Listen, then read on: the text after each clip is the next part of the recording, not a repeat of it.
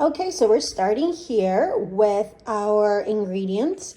You're gonna need leaf lard.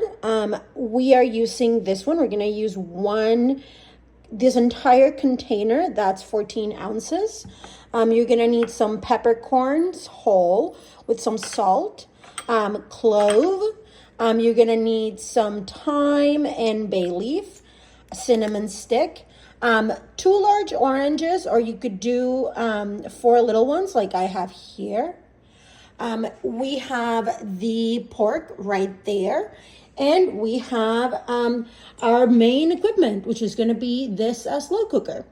So that's what you're going to need, and let's get started. Okie dokie. So here we have started with placing all of our lard in our slow cooker, and it's going on low right now. And I have cut our oranges, and I have zested 2 of them. What we're going to do is we're going to introduce the orange zest and the chunks of orange to our fat. And the idea here is that we really want to infuse a lot of herbal background flavors to our fat. So we start with the oranges, then we add a little bit of clove, salt and pepper, and the herbs, and we check back on it in about 20 minutes, and then we will remove the herbs and add the meat. Okay, so here we have the lard that's been fully melted and the orange zest. And as you can see, it's just barely boiling. My slow cooker has this super helpful saute function. And I am going to be alternating between this saute function and a high-low slow cook. Because the trick is you do want the lard to be hot enough to release all of the, fry it, not fry necessarily, but like to release all of the flavors that you see that we're going to introduce. But we have to be very careful that neither the orange zest, the orange chunks, or the herbs get burned. So controlling the temperature here is very, very important.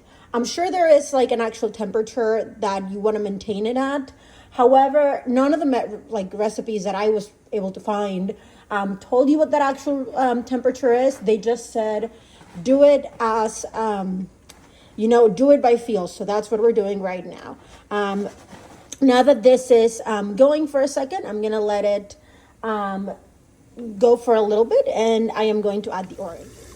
Okay, so here we have added the herbs.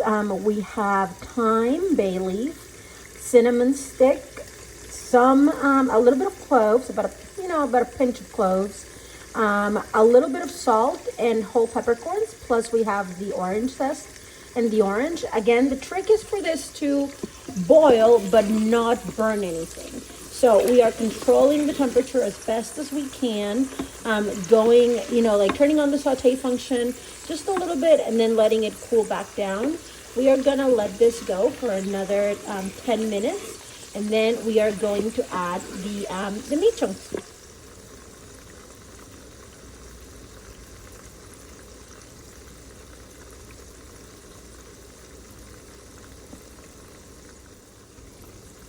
Okay, we've had this going for a few minutes. Now what I am going to do is I'm going to remove all of the herbs and oranges from the fat, and all we're going to have left is going to be the fat and the peppercorns that are almost impossible to fish out.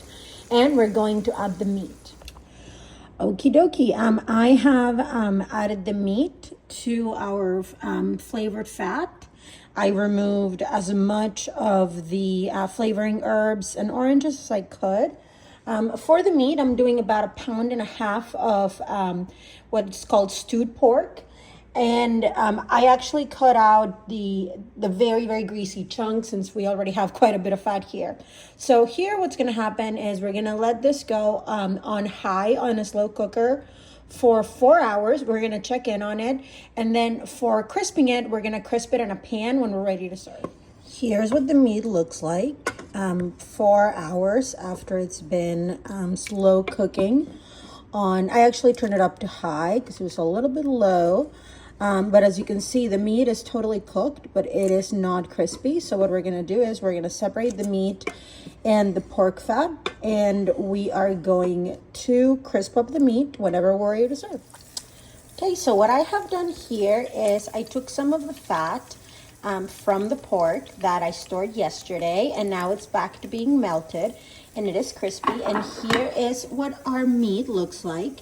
As you can tell, it doesn't have a ton of character and or flavor, but what you do is you're gonna take these chunks of meat, they're gonna be pretty greasy, and you're gonna fry them in the fat.